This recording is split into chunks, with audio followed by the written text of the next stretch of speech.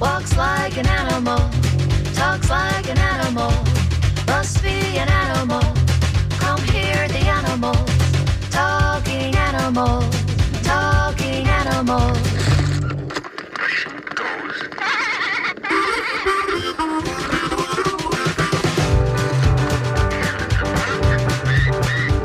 It walks like an animal, talks like an animal, must be an animal. Come hear the animals, talking animals, talking animals. This is a dog.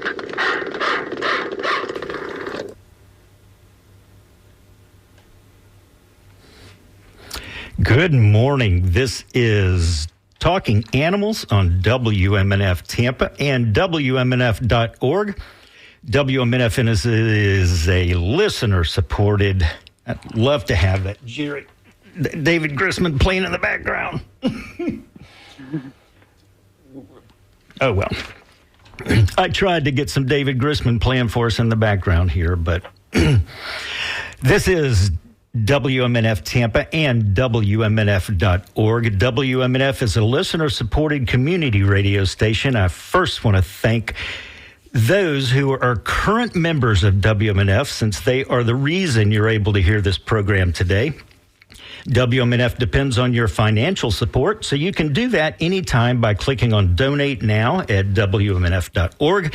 In fact, right now is a great time, WMNF.org. Click on Donate Now, and you'll see that in the upper right portion of your screen. My name is Glenn Hatchell, and I'm sitting in today on Talking Animals. In the background, eventually, I will figure out how to get David Grisman playing here. It appears that he's playing, but I don't hear him. Maybe someone else does. Oh, there we go. So tech support's first question would be, are you sure it's on? So my name, again, is Glenn Hatchell, and I'm sitting in today on Talking Animals, and this is the David Grisman Quintet from the album Dog Nation, and I am really excited about today's show, and I think you will be too. About every 3 or 4 months, I join Duncan on Talking Animals for a segment we call Ask the Trainer, where listeners call with a question about their dog or cat, and I give them some ideas of the reasons for the behavior, and if appropriate, something they could try to help them with the problem. But sometimes a listener will pose a question, and I think this would be great for a panel discussion. So today, that's what we're going to do. Our panel in this case, joining me on today's episode, are two people who joined me the last time I hosted Talking Animals. Mariah Shesky is the owner of Blue Sky Behavior. She's a certified dog behavior consultant located in Missoula, Montana. Mariah specializes in helping dogs who show signs of fear or aggression, or focus on helping the human end of the leash understand why the dogs are doing what they're doing. Mariah is available for remote consultation. Her website is blueskybehavior.net. And our other panelist this morning is Karen Plesia, owner of By Your Side Pet Behavior Consulting, located in Boston. She's a certified cat and dog behavior consultant. She works with the ASPCA and the Humane Society of the United States as a feline behavior specialist and behavior responder. Karen's also available for remote consultation. Her website is byyoursidepet.com.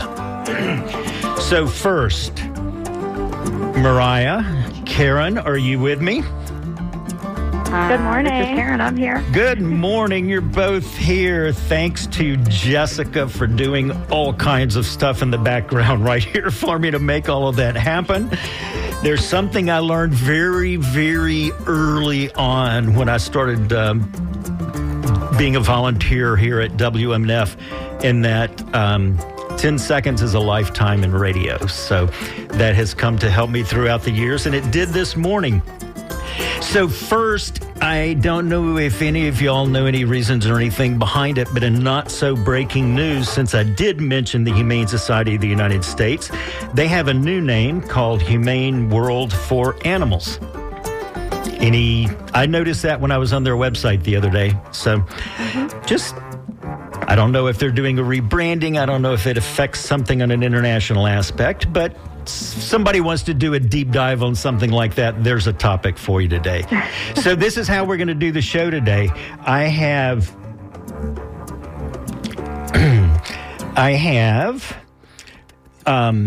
selected some questions from the previous segments of Ask the Trainer. That is a piece that Duncan and I have been doing we've done 12 episodes of Ask the Trainer, and I have selected some questions from those shows, and I'm going to pose those to Mariah and Karen this morning. So I'm excited to do this today. I think you guys, the listeners, you who are listening today, are really going to enjoy it as well. I think this is going to be a lot of fun. So before we get started, I know one of the things that Duncan often asks me when we're doing Ask the Trainer is at the beginning, is there anything on your mind or things that you've seen lately that you want to spend a minute or two talking about? Mariah? Well, it is springtime out here. I think it's springtime most places, but we're really feeling it. It was 70 degrees yesterday in Missoula, and everyone is emerging, which is amazing and so fun and great to see everybody out with their dogs. But something that's kind of been on my mind is, just more people excited to get out, a lot more traffic on the trails, snow melting, and maybe just, some mud and maybe some things uncovered by the snow that people want to look out for. So just, getting up and getting going this springtime is bringing on a lot of traffic and a lot more calls, people looking for help. So that's kind of on my mind. That is what that's one of the things that I love about that little opportunity at the beginning, is to really talk about some of the things that companion animal owners have to think about right now. Karen, how about you? Oh, wow. Something that's been on my mind both personally and professionally is, and I've had a surprising number of clients that I've worked on this with, is the impact of pain on our pets' behavior. I have 3 senior cats right now, and so there's a lot of stuff going on as they get older, but I've also had a handful of both dog and cat clients whose pets have been exhibiting some behaviors that indicate that maybe they're in some discomfort. And so always making sure that you are advocating for your pet at the veterinarian when it comes to ruling out potential physical health causes for behavior. So that's been on my mind quite a bit lately, and I've seen some of that in some shelters that we've been in lately as well. Dogs whose behavior have been impacted by either chronic conditions or injuries, and so don't ever underestimate the power of taking care of their physical health. So, just a follow-up or maybe a parallel question to that. What about, depending on what's going on with the animal, things like massage, acupuncture, any thoughts along that line or experience that you've seen? Does it just depend on the animal? I think to some extent it depends on the animal and also on what's going on with them. Mm-hmm. In my experience, and Mariah, certainly chime in if you have had experience with this, but couple of we'll take acupuncture as an example. When we worked at a shelter, all of us together, the the organization paid for an acupuncturist to come in and work with some of the senior animals that we had at that shelter, and that acupuncturist also did cold laser treatments, and we saw some amazing results in those senior animals, and decrease in pain, increase in mobility. It was amazing. I have a senior cat that I tried to take for acupuncture, and it was more stressful for her than it was worth. She had a very hard time with it. She found the pressure of the cold laser treatments uncomfortable, and so we didn't continue that because moving her out of the house into the veterinary clinic and having to put on the little goggles and do all those things ended up being too stressful for her, even though theoretically it could have been helpful. So you don't want to do anything that's going to create more stress than it helps. So that's actually, that's so much of what we talk about with animals can apply to people, because acupuncture for me, phenomenal. For my wife, has absolutely no effect. And laying there for that period of time, to her, is just not worth it. So it's interesting. And I mean, it is the same with animals. So this is WMF Tampa. Let's go to our, let me ask her our first question. So this was from our very first Ask the Trainer episode. And this emailer says, recently, friends brought their 2 dogs over. We were all outside on our driveway. Their dogs were leashed. Excuse me. Their dogs were leashed, as well as our female lab. When my husband leaned over to pet one of their dogs, our dog became kind of aggressive. What is that about? So, Mariah, do you want to start with this one? Wow, Glenn, way to start off with a big one. Really? I think thinking about keeping in mind that every dog is an individual, just as we were talking about, every dog is different. Something I do when I chat with clients is really try and dig into why the behavior is occurring, and then we can figure out how to best move forward for that individual family and dog. In this case, I would definitely want to ask some more questions.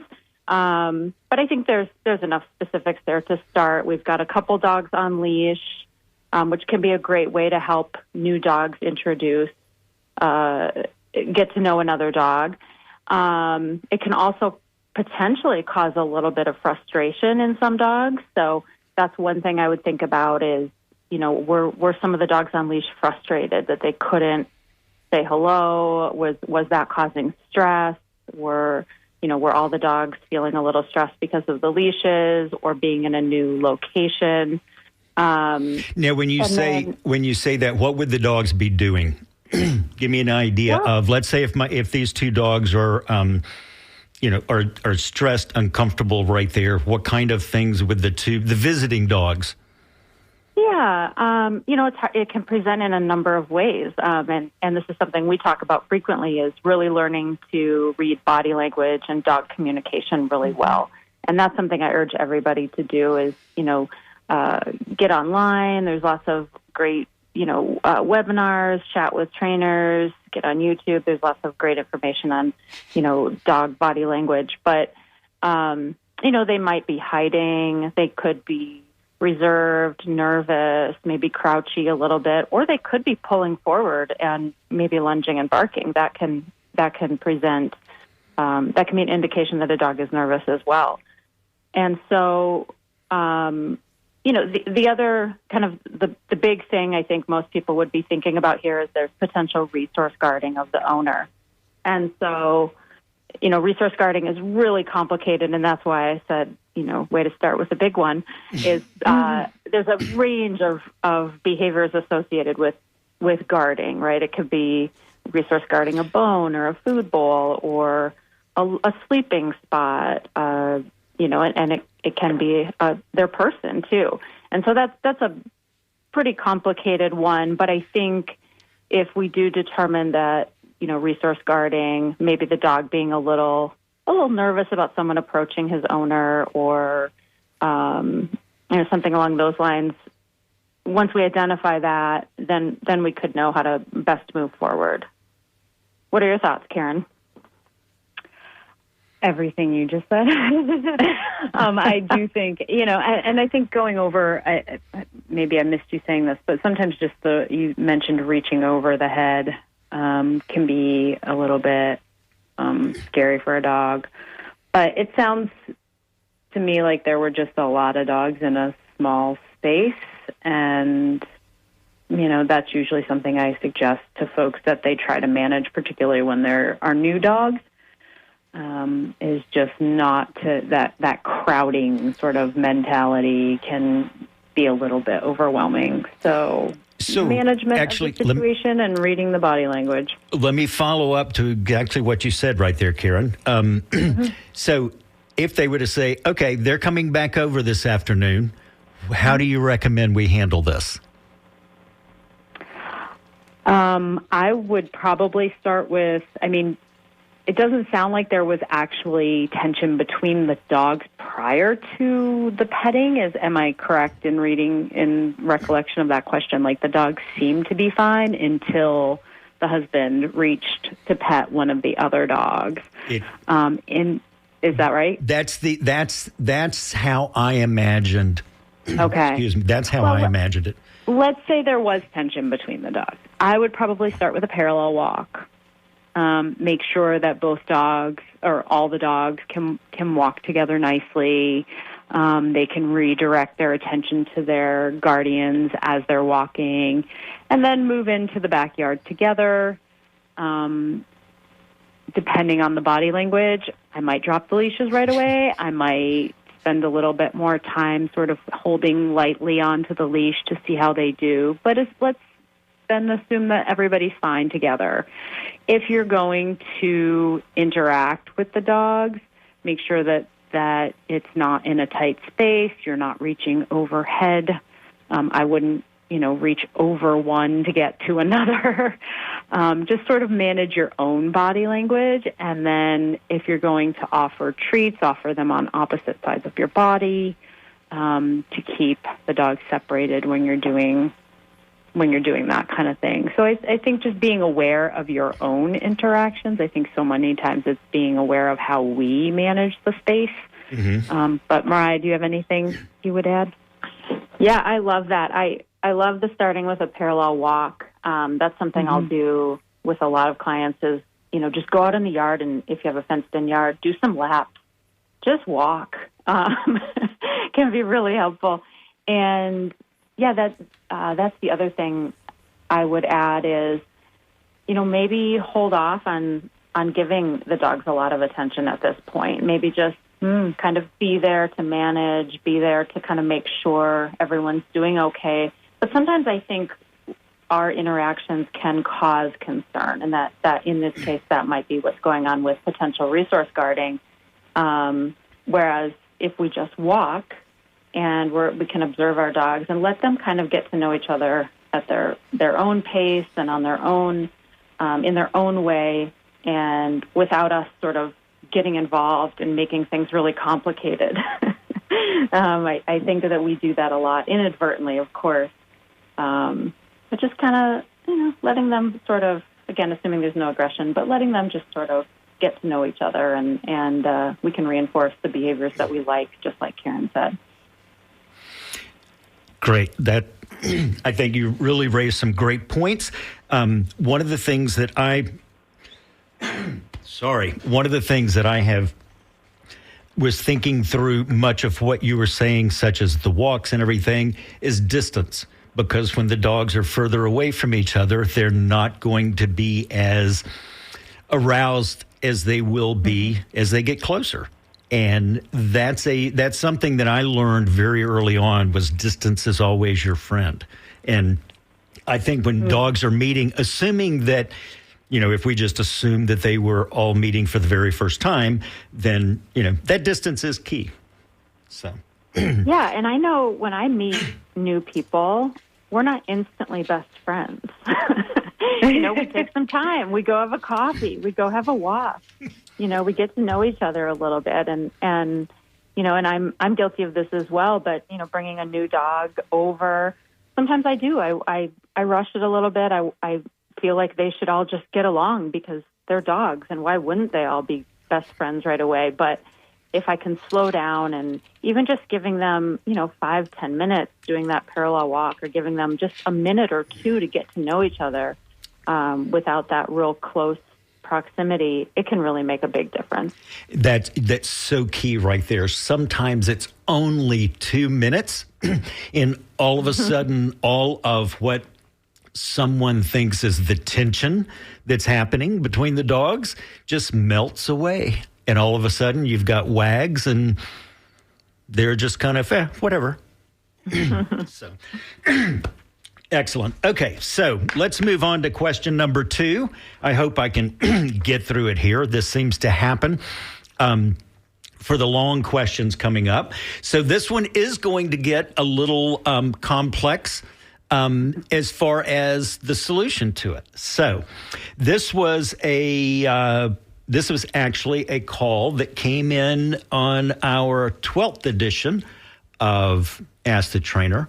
I have 2 dogs. One is a 16-year-old Shih Tzu that I've had since he was 6 months, and the other is a teacup poodle that's about 6 years old. She's a rescue, and I've had her since July.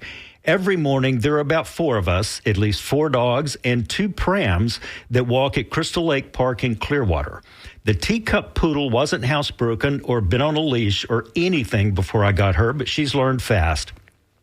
At the park, there are 2 bridges that we cross over water, and because it's early in the morning, a lot of ducks will roost up on the side, and once one of those dogs start barking, they all start. And I'm wondering if there's some way, and because the poodle is so small, she only weighs 7 pounds, when we go around and we end up seeing more of the ducks, they're quite large, she wants to lunge at them as if, she's Mighty Mouse. So I'm wondering what I can do to start correcting their behavior so that one dog doesn't set off the whole crew. So, Karen, you want to start with this one? I know there's so many. I loved this question when it came in because there's so many layers to it, but it's also, there's so many unknowns. So we just have to kind of build a straw house and work with it. Well, I will be honest. My very first recommendation, or my first question, I wouldn't say my first recommendation. My first question would be, do you need to walk there? Can you take the dogs for a walk somewhere where there aren't the ducks on the bridge? Or can you avoid the bridge? If you know that the ducks were a trigger, why set the dogs up to, quote-unquote, fail by continually walking by them? So in the short term, if possible, I would avoid that environment. I do know that's not a possibility. And part of it is because there's a reason water is in the name of the city, Clearwater. Yeah, I understand. But that particular spot... This is a geographic thing. So much like, or unlike Mariah's clients, what is snow? What's melting? The ice? I don't understand. It's 87 here today in Tampa. Yeah. So, well, anyway. if it's not possible, I will be honest. I think there's got to be a way to avoid the ducks on a daily basis. But short of that, or while you are avoiding the ducks, you can work on teaching the dogs to do something else when they see the ducks. Barking is a really natural behavior for dogs, and so we've got to ask them to do something that's going to otherwise fulfill their need to express themselves. And what that looks like might be different for each dog. The teacup poodle who's stuck in the tram or the pram, whatever it is, might not have as much freedom to say, go target, a a tree or something. I mean, you figure out what works best for the dog. But I would work with them one at a time on learning an alternate behavior to barking at the ducks, or work with them on on learning to just simply redirect their attention to their human when they see the ducks. I think that's not going to be as fulfilling for them because they want to do something. But that's how I would start it. I honestly, my gut though is for now, try not to walk in that particular because that environment, that setup is triggering for them clearly. The ducks on the bridge, all four of them together, can we change that environment somehow to set them up for success? Mariah, you're a better trainer than I am, so you go. Well, my first question was, I didn't envision the dogs in the pram. I thought we were walking with babies in the pram, and then the dogs were walking. There's 2 dogs in the pram, and there are 4 dogs on leash walking. Oh, wow. Okay. That's a lot. I love it. But you're right. That is all 3 of us. Our first thought was, whoa, that's a lot, especially when you're dealing with something like this. Yeah, definitely. Yes, I agree with Karen. If the first thing I always talk about with clients is how to try and help the dogs not rehearse the behavior that we're trying to fix. And so if we're going to dive into a training plan, a behavior change, behavior modification type of plan, we need to find a way to have them not rehearse the behavior at the same time. So that, those 2 things kind of go hand in hand. If we work on training and then tomorrow we walk them past the ducks and they're all exploding and barking again, we're just not going to get anywhere. So I agree that, there has to be some level of management. But at just kind of the quick things that I think we could try, because sometimes quick fixes are somewhat effective. I would try, first of all, determining, is it the teacup poodle that is nervous because she's little and she's, in the pram or whatever that looks like. Is she nervous, and can we help her feel more confident about the ducks, or is it excitement? So that would be my first question, is let's talk about why the barking is occurring. Because the treatment might be a little bit different based on whether the dog is nervous or afraid, maybe some uncertainty there because of the size of the ducks, or is it really exciting? And she's like, hey, do you see the ducks? I'm really excited. So once we figure that out, then I think we can move forward. But my quick fix might be, let's say it's the poodle that is kind of starting all the barking. My first thought might be, could she, and this would be an alternate behavior, like Karen was mentioning, could she lick some baby food or something, an approved food, out of a squeeze tube, or something that is on a licky mat? Maybe just we're approaching the bridge, stick licky mat in front of the poodle's face and say, hey, let's just lick this while we go over the bridge and get past the ducks, and then take the licky mat away and see if we can move on and prevent sort of that spark of barking that is occurring. So that's a quick fix that may not be the end, a potential quick fix. That may not be the end solution, but it's something to at least try. And it could possibly be something that helps with the current situation, which in and of itself would be a good thing. If it's reducing a little bit, then we know that progress is being made, right? Yeah, absolutely. The bad behaviors. Yeah, and that's really a good idea with like the lick stick or a mat or a lick mat or something along that line. Yeah, yeah, and again, licky mats are really inexpensive online. You can find, or you can just use something you have at home, just a Frisbee, a plate, whatever you want to bring. Freeze it maybe if you want it to last a little longer, or you can just use those travel shampoo bottles that you just get at any store. You have to thin it, thin the baby food or canned food or whatever it is you're using so it comes out of that small hole. But it's a really inexpensive way to at least try it and see if it works. I like that. Yes, great ideas. All right, so that's our first two questions. We're going to do one more dog question before we have a cat question. And it is WMNF Tampa. This is Talking Animals. My name is Glenn Hatchell, sitting in for Duncan today. And my guests are Karen Pleschia and Mariah Shesky. And I am posing some questions that came in through our Ask the Trainer episodes that we do on Talking Animals. And I'm posing some of the questions that I found very interesting for discussion to Karen and Mariah. So the next one came in our second episode of Ask the Trainer.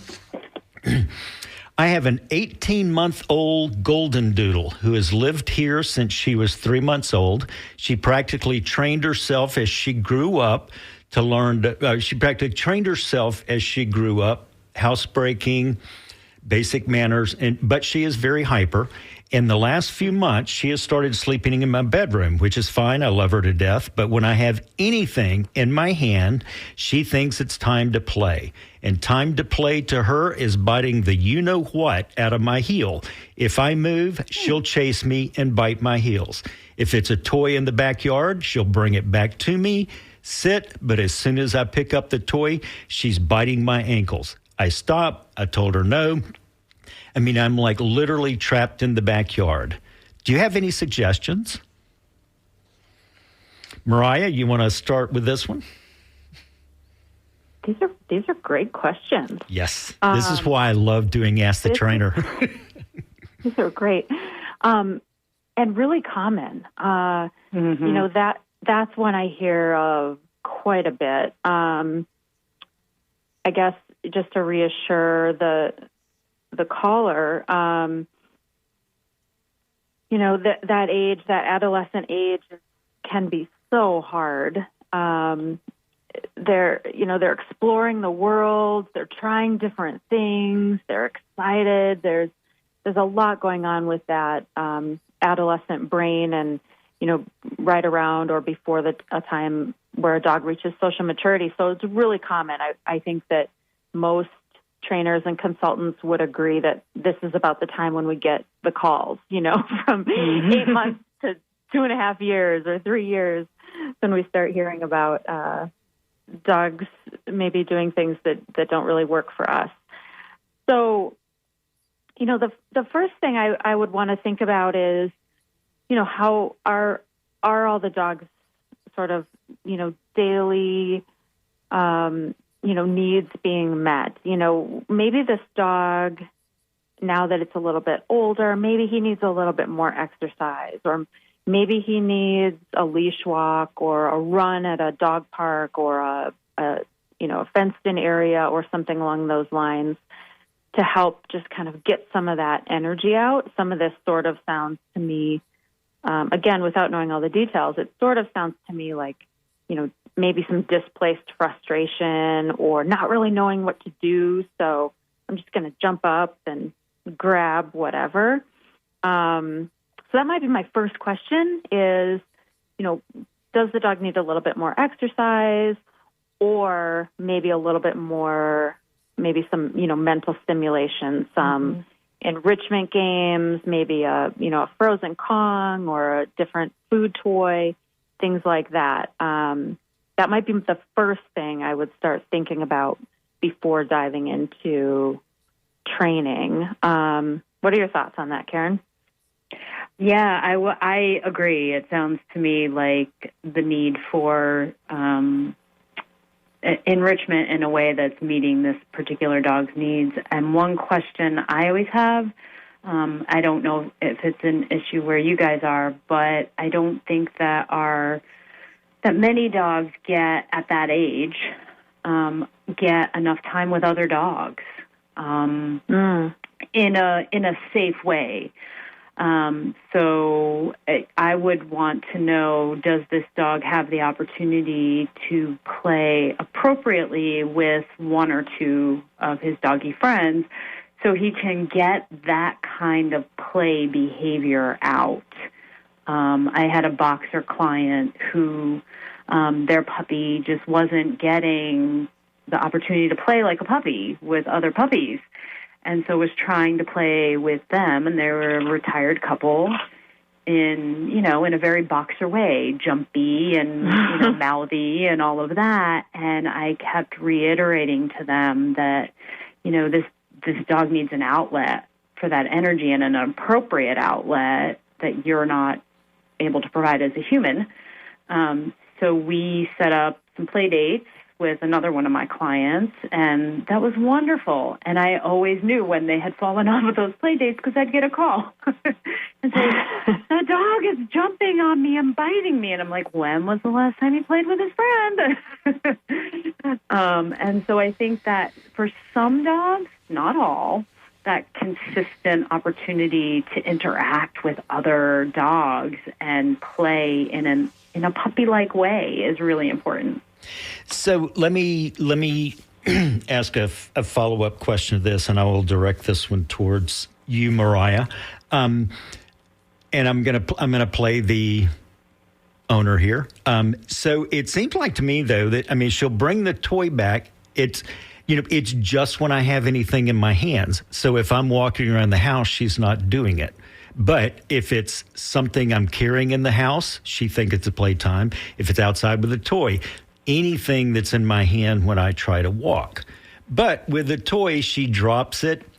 She loves to play fetch and things along that line. So is there something that can be done within, knowing that she kind of seems to know what to do, she just can't control herself? It sounds like it does still sound like there's some, like you're saying, can't control herself in certain contexts. Certainly Right. Environment matters. So I still think there might be some sort of 18-month-old excitement. Yeah. Everything's a game. You've got it in your hand. Oh, it's time to play. Yeah. But let's say the dog is, getting out and has play dates and is, really appropriate in all other ways. I might dive into, what that fetch looks like. I might think about training like a 2-toy fetch or 2-ball fetch or something, and really focusing on, letting the dog know they're doing great. They're bringing it back. Good girl. Drop it or leave it, whatever words you love. Good girl. Maybe a wait. Mm-hmm. Teaching a little bit of a wait before just going. So I think thinking about, I think a lot of people will call this impulse control, and, helping them be successful. Teaching a wait, teaching just like a temporary wait while I put your food bowl down. And then, okay, go ahead. Some sort of release word.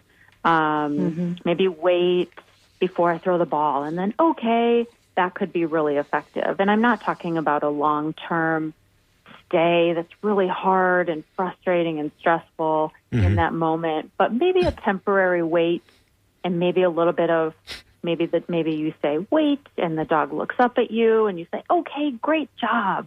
Some voluntary waiting or voluntary check-ins might be where I would start. Great. Good. That's kind of what I was thinking in some ways. And everything that y'all said is correct, especially an 8-month-old dog who, being a doodle mix, it's going to be probably 70, 80 pounds, so there's going to be a lot of energy. I see them out walking. So for any dog, not even this, but just about any dog that shows the desire to express those kinds of things, that's a perfect age to really have them do that, because it could potentially help you with some current behaviors and behaviors down the road. All right, it's we've got about 15 minutes to go here on Talking Animals. And here's our first cat question. Yeah. So we have four. So, Karen, we're going to direct this one to you initially. So we have four cats at home, and the most recent one has been with us about a year, is kind of a nutty, charismatic guy, but there's a cat that's certainly my favorite of the current crop and hangs out with me a lot in this one room where I spend my day. Really nice cat, super sweet, kind of small, and a little bit lean, so anytime he comes in to see me, anytime he comes in to see me, the newer cat basically bullies and attacks my pal. So now the smaller cat has to kind of plot this course to come in so he can hopefully avoid being attacked or bullied by the other cat. Once he jumps up and finally lands next to me and then hangs out, it's good. But this happens multiple times a day because this is the room where I spend most of my day. My pal is not the only cat that gets bullied, but this is the cat that's the smallest and probably has the least defenses against that. But some of the other cats will just fight back. So just wondering if there are some steps we can take to protect the smaller cat from the bully, or steps with the bully cat to keep this from happening what seems like all the time. Whoa. Okay. I have more questions than I probably have answered, because with four cats, there's a lot to take into account. I would want, I would want to know with the small cat, I guess that's the pal, the friend, the little cat, age and health. Certainly, are they older than this new cat that they've had for a year?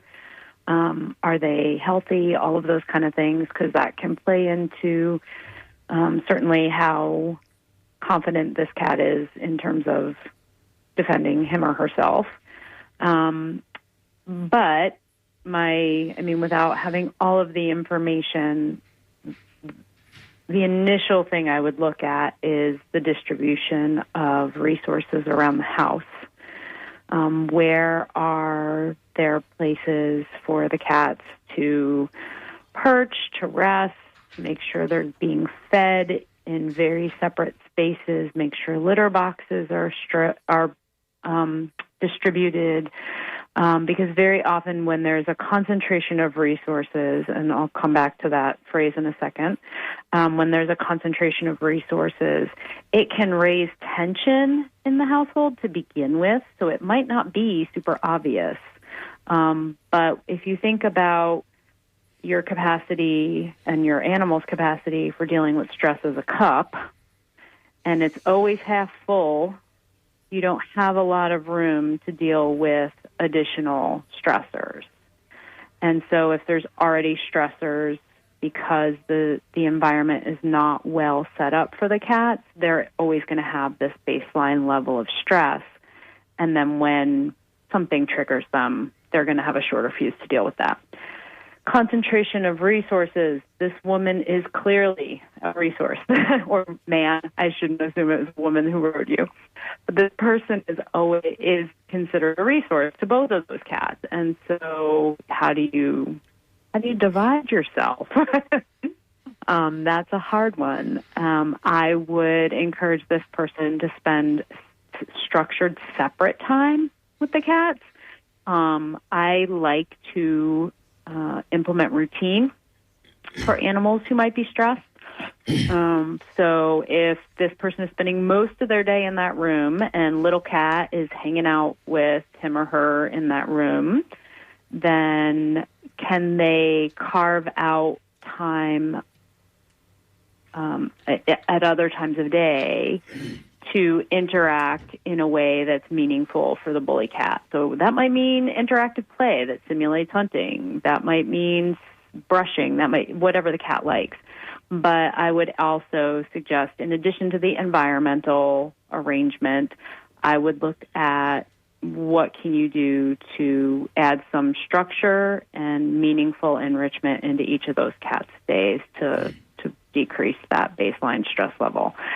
In terms of suggestions specifically for each cat, there's so much more information I would want to know before I said, "Oh, you can do this or do that." But is the little cat in the room first? Is the bully cat in the room first? That might change how I approach this. Does it matter? Well, it sounds like the bully cat's in the room because when the little cat comes in, he has to plot a course. But once he gets in the chair, everything's fine. So it's that approach to the chair. So, but that also kind of the bully cat may be positioning himself where if you want to come in here, you've got to answer these 3 questions. And that's a situation where, I mean, if someone is up for it, and I do find that cat guardians can be a little bit different than dog guardians in this case. If a person is up for it, I might teach them how to, I might suggest that they train their cat and show them how to do this to go to a specific spot, right? So when little cat comes in the room, they go to a bed on a chair that's next to my desk. And they get reinforcement there for going to that bed so that then little cat can come to his spot. It's going to be, a gradual process. But if I've got someone who's like, yeah, I'd love to learn how to train my cat to do that, then, let's do it. That we make the cue for going to your bed on the separate chair, that little cat comes in the room and you get something really good when that happens so they don't feel the need to beat up on little cat. Yeah. Well, I think I happen to know the person who asked this question, and I think what some of the things you've said there are something that they could very well be very excited to try. But, of course, though, too, we're also recycling past content of Talking Animals. So some of these questions are 3 years old. So I didn't want to throw that in because it has nothing to do with what the question was at that time. Because, like you said, it's so pertinent in questions that are coming up today. These are just so great. So we've got about a little more than 10 minutes to go here on Talking Animals. So here is another one that's going to go into multiple levels, multiple layers. I imagine this is going to be our last question because it's got a lot of discussions behind it, but I love this question. About 3 months ago, and this is current. This was a question that came in 3 weeks ago. About 3 months ago, we adopted a female dog between 3 to 5 years, bully mix. She was an owner surrender due to aggression at the local county animal shelter. It also said she was good with cats and ferrets, which is a big reason why we adopted. The first week we had her, she barely made a sound, no barking. In subsequent weeks, she's become a fierce barker, but under certain circumstances and not when she is alone, verified via nanny cam. Fierce barking with neighbor's dog on the other side of the privacy fence. They cannot see each other. She's not reactive when leashed walking, curious but no pulling or barking. With certain people, she seems to have an instant dislike for. Others, complete opposite, total acceptance. We have not allowed her near children. They set off barking. She is fairly obedient, seems to have been well cared for in her previous life. My 3 questions. What is the best way to curtail her 5-alarm barking? How can we cautiously expand her social life? Should we have her evaluated? Mariah, you want to start off with this one? Yes, evaluated.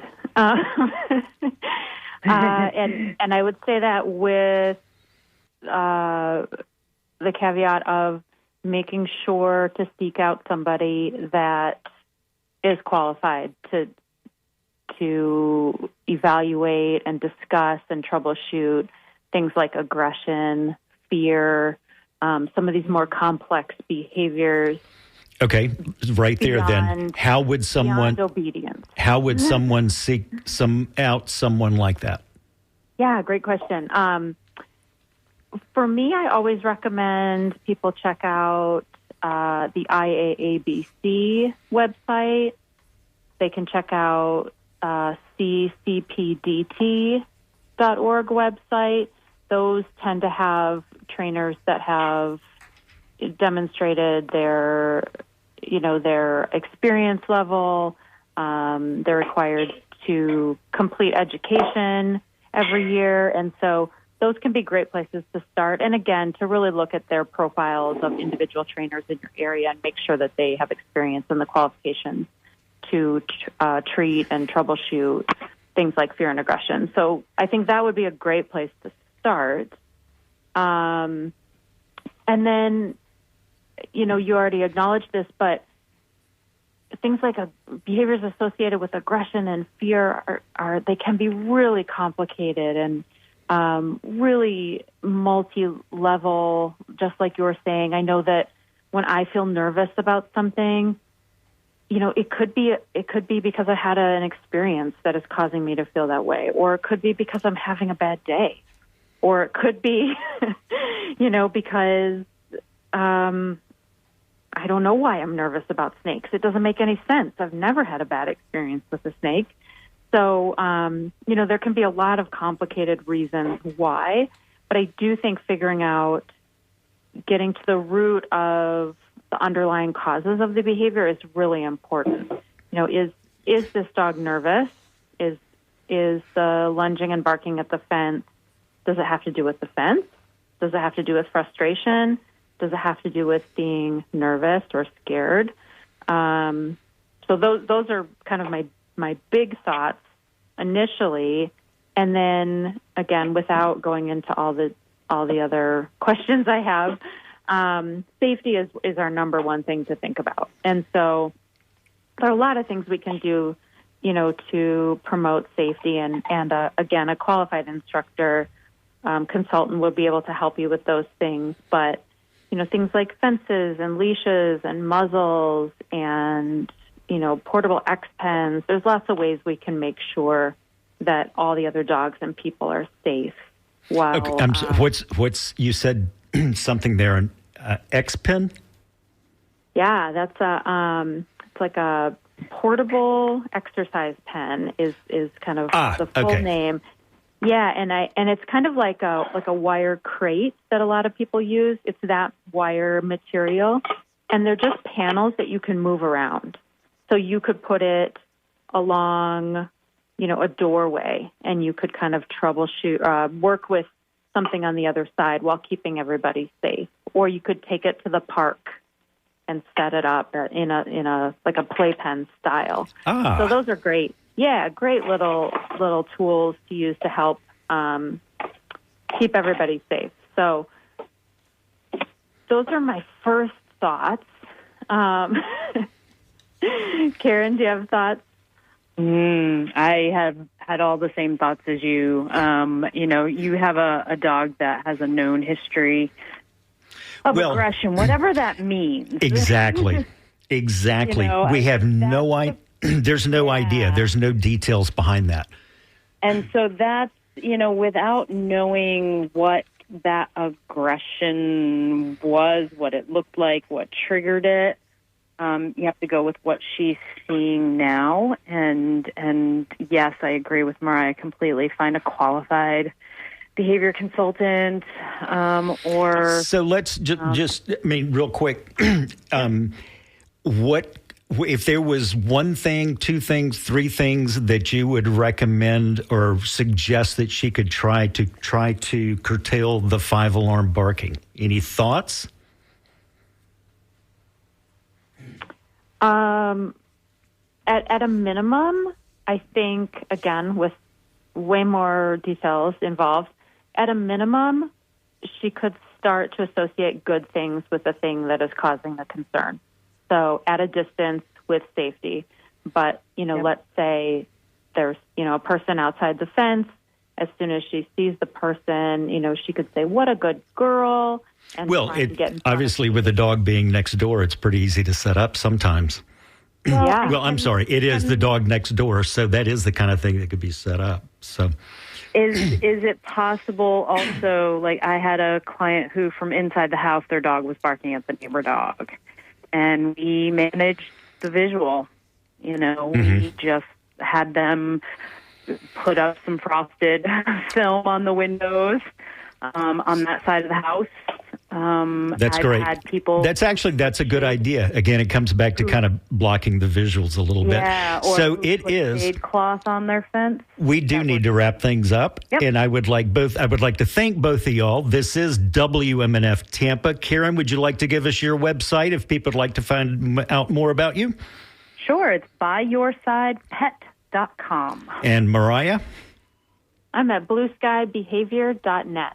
Thank you both for being here today. This was great. I loved it. It is time for headline news from National Public Radio.